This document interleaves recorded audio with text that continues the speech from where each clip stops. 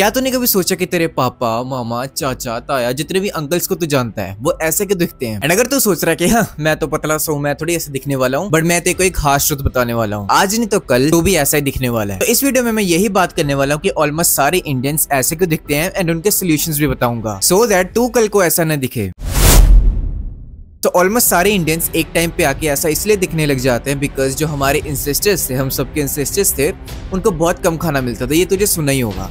तो जैसे तैसे वो अपने फूड को अरेंज करते थे। उनको ऐसा थोड़ी होता था कि मुझे टेस्टी खाना चाहिए। उनको जो मिलता था, कुछ भी खाना मिल जाता था, वो उसमें खुश हो जाते थे। तब ऐसा थोड़ी होता था कि तेरे सामने फूड पड़ा हुआ है तो चूज कर रहा है कि यार मैं कौन सा खाऊं, ये ज्यादा टेस्टी है या फिर ये ज्यादा टेस्टी है। उनकी ऐसी प्रॉब्लम थोड़ी होती थी तेरे जैसी। तो हम सबके इंसेस्टर्स को, इंक्लूडिंग तेरे इंसेस्टर्स को भी बहुत ज्यादा भूख का सामना करना पड़ा है। तो इसलिए वो तेरे जीन्स में आ चुका है। तो समझ रहा है इस बात को, तेरे जीन्स में, तेरे डीएनए में वो चीज आ चुकी है कि कभी भी तो आज के टाइम पे भूखा ना मर जाए। तो इसकी वजह से जो तेरी बॉडी होगी ना, वो अपने अंदर मोटापा स्टोर करना शुरू हो जाएगी, ताकि वो सिचुएशन तुझे अपनी लाइफ में दोबारा ना फेस करनी पड़े कि तुझे भूख लग रही है और तेरे पास खाना ही नहीं है। तो तेरी बॉडी पहले ही फैट स्टोर करना शुरू हो जाएगी सो दैट तुझे कम भूख लगे। तो इसलिए तूने नोटिस किया होगा कि तेरी जो बॉडी है वो जल्दी फैट स्टोर करना शुरू हो जाती है। अभी मैं बाकी इंडियंस की बात नहीं कर रहा हूँ, मैं तेरी बात कर रहा हूँ। आई एम श्योर तुझे ऐसा लगता होगा कि तू थोड़ा सा भी खाना खा लेता है तो तेरी वो फैट में लग जाता है, तो थोड़ा सा पानी भी पी लेता है तुझे वो भी लग जाता है। अगर तो थोड़ा सा नीचे देखे तुझे जवाब मिल जाएगा कि मैं सच बोल रहा हूँ कि नहीं। बिकॉज जैसे ही तू नीचे मुंह करेगा, जितने भी तुझे बॉडी पार्ट्स अपने दिखने वाले हैं, सब पे इतनी फैट चढ़ी होगी। एंड बाय द वे, अगर तुझे डिटेल में जानना है कि तू अपने जेनेटिक्स को बीट करके एक एस्थेटिक फिजिक कैसे बना सकता है, तो उसके लिए मैंने स्पेशली तेरे लिए एक कोर्स बनाया है, जिसमें तुझे मैं स्टेप बाय स्टेप गाइड करने वाला हूँ कि नो मैटर तेरी जेनेटिक्स कौन से हैं, नो मैटर कि तेरी कैसे भी अभी फिजिक हो, तुझे मैं एक एस्थेटिक फिजिक तक पहुंचा के ही रहूंगा। तो अगर तुझे थोड़ी सी भी फील आ रही है कि मैं एक भरोसेमंद इंसान हूँ, तो डिस्क्रिप्शन का टॉप लिंक चेक कर लेना, वहां पे तुझे कोर्स का लिंक मिल जाएगा। रिसर्च शो करती है कि जितने भी यूरोपियन कंट्रीज है ना, उनकी बॉडी फैट परसेंटेज कम होती है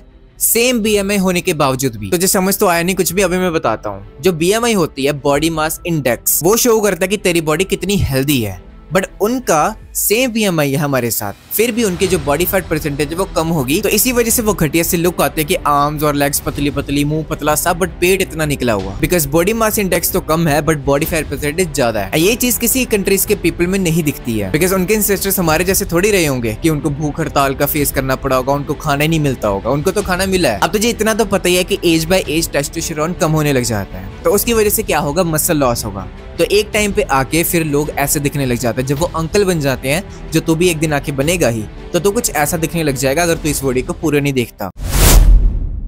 मोस्ट इंडियन लोगों की डाइट क्या होती है? रोटी होगी, चावल हो गए, कोई सब्जी होगी, विच मीन्स के कार्ब्स तो भर भर के है, बट प्रोटीन नाम की कोई चीज ही नहीं है। अब जितने भी प्रोटीन सोर्सेज है, जैसे कि पनीर हो गया, सोया चंक्स हो गए, एग्स हो गए, चिकन हो गया, इन सबको बोल देना कि ये तो महंगे है, इसी वजह से हम इनको नहीं ले सकते। या फिर कोई मिथ के साथ अटैच कर देना। मुझे इतनी खिच चढ़ती है ना कि खानों में ही मिथ डाले हुए हैं। उससे यार पेट भरना है, हमने अपनी बॉडी के लिए सब कुछ करा है, इसमें मिथ क्या है? मेरा तेरे से सिर्फ एक क्वेश्चन है, तो इतनी कैलकुलेशन क्यों करता है? मुझे बता। अपनी अलमारी खोल के देख, वो खुलते ही इतने कपड़े बाहर को गिरते हैं, वो तुझे नहीं दिख रहे। तब तूने कैलकुलेशन कभी की है कि एक शर्ट इतने की डलने वाली है और अगर मैं महीने में 2 शर्ट्स लेता हूँ तो मेरा इतना खर्चा है? कभी सोचा है ऐसे? मेरे को बात बताइए, तो अपनी डाइट में क्यों देखता है कि इतनी महंगी डाइट है, एग्स लेने पड़ेंगे, 7 रुपए एक अंडा है, तो अगर मैं महीने खा लूंगा तो मेरे बन जाएंगे 200 रुपए बन जाएंगे मेरे। तो इतना क्यों सोच रहा है? महंगी है तो महंगी, तो कमा ले पैसे। किसने रोका तुझे पैसे कमाने से? अब कैलकुलेशन करने से तेरे एक्सपेंसेस तो कम नहीं होंगे ना, तो तू अपना वहां की फोकस लगा रहा है, कमाने पे फोकस लगाना अपना। और इतनी सारी तूने वीडियोस देख लो कि 5 अंडे खाने से कोलेस्ट्रॉल बढ़ जाता है, इतना चिकन खाने से बॉडी में गर्मी पड़ जाती है। तूने खा के देखा है? जो तो उनकी बातें सुन रहा है, तो खा के तो देख, पहले अपनी बॉडी पे ट्राई तो कर। एकदम से थोड़ी कुछ होने वाला है कि तूने 5 अंडे खाए, पता लगा कि तू किचन में अपना खाना बना रहा था और एकदम से तुझे हार्ट अटैक आ गया, तू जमीन पे गिर गया, फिर तुझे हॉस्पिटल लेके गए। एकदम से तो कुछ भी नहीं होने वाला ना। तो जब तक तो अपनी बॉडी पे ट्राई नहीं कर लेता कुछ भी, तो कैसे बोल सकता है कि वो बात सही है कि गलत है? बस किसी की सुन के 2-4 यूट्यूबर अगर एक सेम चीज बोल देते हैं, डजंट मीन कि वो सच है। चल अब मैं तेरी बात छोड़ता हूँ और मोस्ट इंडियंस की बात करता हूँ। तो वो बिल्कुल भी जो पोर्शन होता है मील का, वो बिल्कुल कैलकुलेट नहीं करते, कि पता ही नहीं होता है उसमें क्या है, मैक्रोस का बिल्कुल ध्यान नहीं देना, कुछ भी आने दो। मतलब कि जब तक यहाँ पे खाना नहीं आ जाता, उनको सेंसेशन नहीं मिलती कि उनका पेट भर चुका है, एंड बस वहां तक ही गोल है कि बस पेट भर के खाना है। मैक्रोन्यूट्रिएंट्स क्या होते हैं, प्रोटीन क्या होता है, कार्ब्स क्या होते हैं, फैट्स क्या होते हैं, इनका तो कोई बात ही नहीं करता, ना ही किसी को कोई लेना देना है। एंड इन द एंड बस आराम से ये बोल देना कि हम तो घर का खाना खाते हैं भाई, हम तो घर का खाना खाते हैं एंड वो ही हमारे लिए हेल्दी है। बस ये चीजें बोल के एंड में छोड़ देना। तो बाद में क्या होने वाला है? पेट ही निकलेगा और क्या निकलेगा। अब हर एक इंडियन लोग की ना एक चीज कॉमन होती है कि वो 3 मील भी खाएगा एंड उसमें स्नैक्स भी खाएगा, जो जहान का गंदमंद होगा वो भी खाएगा। 3 मील्स उसके लिए कम नहीं पड़ेंगी। उसको स्नैकिंग भी करनी है, उसको चाय भी चाहिए, उसको समोसे भी चाहिए, उसको चाय के साथ बिस्किट भी चाहिए, एंड चाय में पर्टिकुलर अमाउंट ऑफ मसाले भी चाहिए, शुगर भी उतनी अमाउंट ऑफ चाहिए। आई मीन इंडियन को हर कुछ चाहिए। उसको वो ये नहीं देखना कि उसकी बॉडी के लिए क्या अच्छा है क्या गलत है, उसको बस ये मतलब है कि उसका जो मन है वो भर जाए, उसका पेट भी बाद में भरे बट मन पहले भरना चाहिए। अब ऊपर से जो बड़ी बड़ी कंपनीज होती है हम सबको इन्फ्लुएंस कर लेती है और हम फंस भी जाते हैं। वो बता देते हैं कि ये डाइजेस्टिव बिस्किट है, इसमें बहुत ज्यादा फाइबर होने वाला है, बट उस पैकेट को घुमा के देखे तो पता लगता है कि इसमें तो पाम ऑयल है एंड इस बिस्किट में तो पूरा शुगर भरा हुआ है। कभी घुमा के भी नहीं देखता ना कोई। इंडियन लोगों की यही प्रॉब्लम है कि वो घुमा के नहीं देखते, बस सामने से जो दिख गया बड़ा बड़ा कि ये हेल्दी है, ये ओट से बना हुआ है, ये इस ग्रेन से बना हुआ है, बट पीछे जब तक देखेंगे तब तक रियलिटी का पता नहीं लगता। बिकॉज जितनी मर्जी बड़ी कंपनीज हो सामने वो कुछ भी लग सकती है, उनको ये फ्रीडम है कि वो सामने कुछ भी लग सकती हैं, बट जो पीछे इंग्रेडिएंट्स हैं उसमें कोई भी झूठ नहीं बोल सकता। वो बिल्कुल उन्हें सही ऐड करनी ही पड़ेंगी। कोई भी आटे का ब्रांड हो गया, कोई भी बिस्किट्स हो गए, इवन चॉकर्स भी। चॉकर्स कितने हेल्दी बनाए जाते हैं कि ब्रेकफास्ट हो तो चॉकर्स हो, इतना पौष्टिक है, कैलोरीज चॉकर्स ये वो, बट घुमा के देखो पैकेट तो पता लगता है कि वो जो चॉकर्स है वो बिल्कुल शुगर से बना हुआ है। उसमें प्रोटीन तो है ही कुछ नहीं, वो प्रोटीन करके उसको मार्केट कर रहे हैं कि इसमें प्रोटीन है, ये बहुत पौष्टिक ब्रेकफास्ट है, बच्चों को देना चाहिए, बट वही चीज बच्चों के लिए जहर है। उनकी वही हैबिट पड़ जाती है, बाद में जाके फिर वो ऐसे दिखने लग जाते हैं। जब वो राशन डलवाने जा रहा होगा ना, मोस्ट ऑफ द टाइम तो वही प्रोडक्ट लेगा जो हमेशा वो लेता है, बिना जाने कि वो उसके लिए कितना हार्मफुल है, उसमें कितने गंदे गंदे ऑयल्स डले हुए हैं, कितनी अमाउंट ऑफ शुगर डली हुई है, बट उसको पता कि वो हेल्दी है, उसने मान लिया। बिकॉज जो ये ब्रांड्स हैं उन्होंने यही करने की कोशिश की थी एड्स में, एंड आप फुद्दू बन चुके हो। मैं टू बी ऑनेस्ट, मैं मेरी बातें हार्श लग रही होगी बट आप फुद्दू बन चुके हैं, तू भी फुद्दू बन चुका है इन सब में। तो जो भी चीजें सोचता है ना कि वो हेल्दी हैं, तो जब उसका पैकेट घुमा के देखेगा तुझे पता लगेगा कि वो कितनी हेल्दी हैं।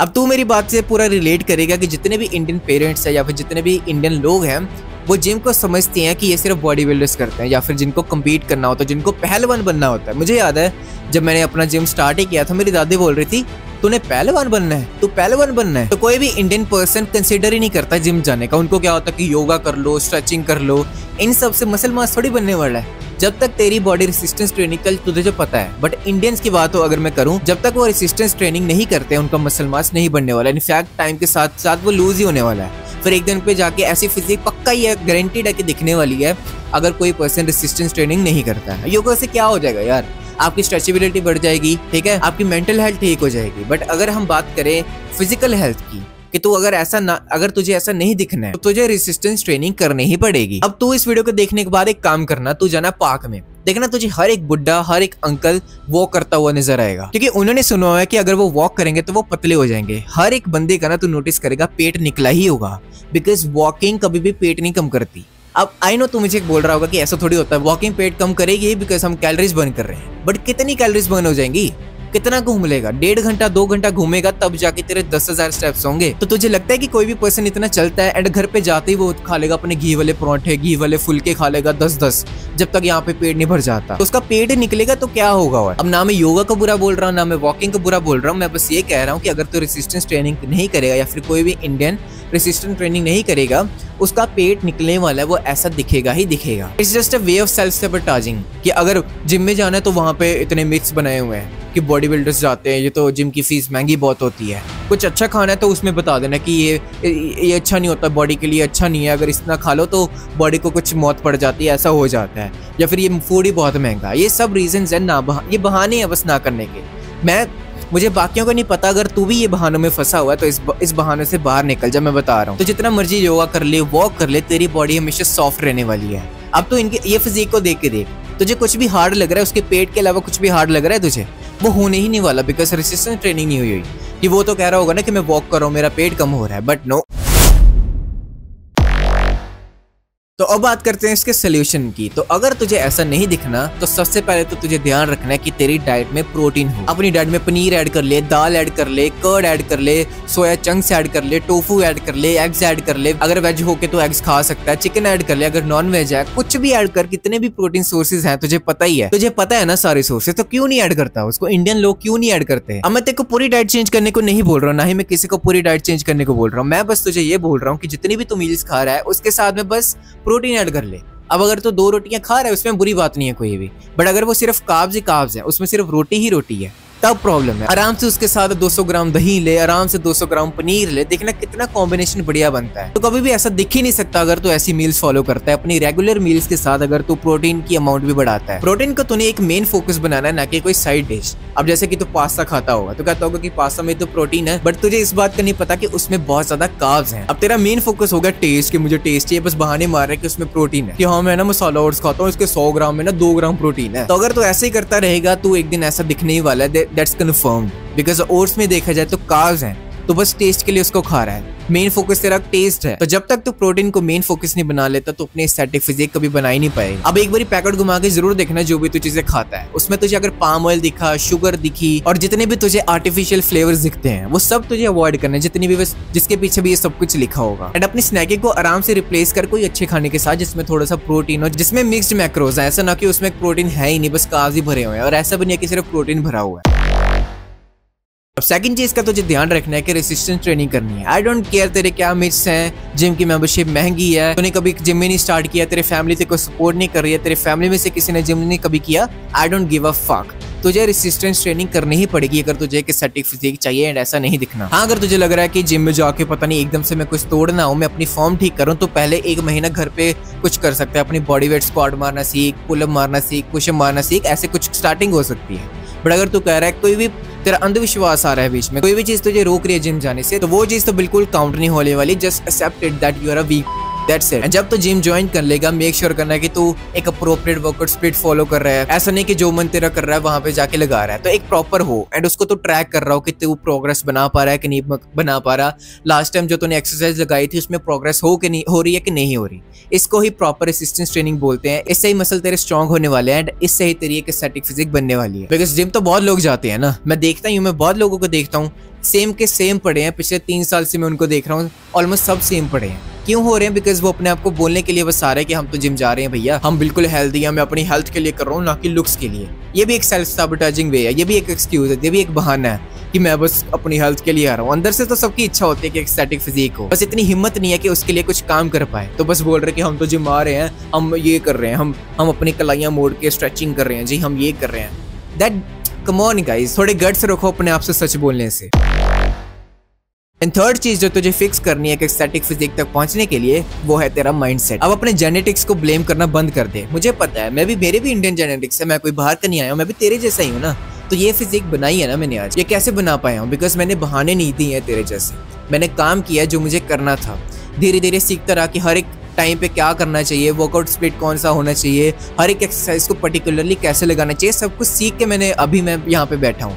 तेरे जैसे वहां पे मैं बैठ के बोल नहीं रहा हूँ कुछ भी बिना कुछ किए। वो भी मुझे जहां तक लगता है कि इंडियन जेनेटिक्स में पोटेंशियल है, बट इंडियंस का दिमाग खराब हो चुका है, वो मिथ्स में फंस चुका है, अंधविश्वासों में फंस चुका है कि उनका पोटेंशियल कभी भी निकलता ही नहीं है। आजकल तो फिर भी देख रहा होगा कि रील्स में इंडियन जेनेटिक्स के कितने पोटेंशियल निकल रहे हैं, कितने लोग अच्छी फिजिक बना रहे हैं, बिकॉज माइंडसेट चेंज हुआ। तो माइंडसेट एक बहुत इंपॉर्टेंट चीज है अगर तुझे एक एस्थेटिक फिजिक चाहिए। अब तेरी भी एक एस्थेटिक फिजिक बन सकती है अगर तू चाहे, ओनली अगर तू चाहे, ओनली अगर तू सही से चलता है, अपनी डाइट सही से लेता है, अपना वर्कआउट स्पीड सही से करता है, अपनी पूरी लाइफ को वर्क बैलेंस जो भी तेरा काम तू करता है उसको बैलेंस कर पाता है, तो ही तेरी एक अच्छी फिजिक बन सकती है। वरना तो एक्सक्यूजेस के गेम में फंसने वाला है हमेशा। अब मैं जो भी बोलने वाला तो ध्यान से सुनना। वेट लॉस के तो मार, तुझे मेन फोकस करना है कि तेरे मसल्स इंक्रीज हो रहे हैं कि नहीं, तेरा फैट परसेंटेज डिक्रीज हो रहा है कि नहीं। तुझे बस इन 2 फैक्टर्स पे ध्यान देना है। वेट को छोड़ दे बिल्कुल भी, वो तेरे मतलब की चीज है ही नहीं। तो रोज उठ के चेक करेगा, तुझे 70 किलो वेट दिखेगा, 80 किलो वेट दिखेगा, बाद में पोटी करके आएगा, बाद में वो हो जाएगा 78, तो खुश हो जाएगा तेरा वेट निकल गया। तेरे जो 10 मिनट की वॉक है वो काम कर रही है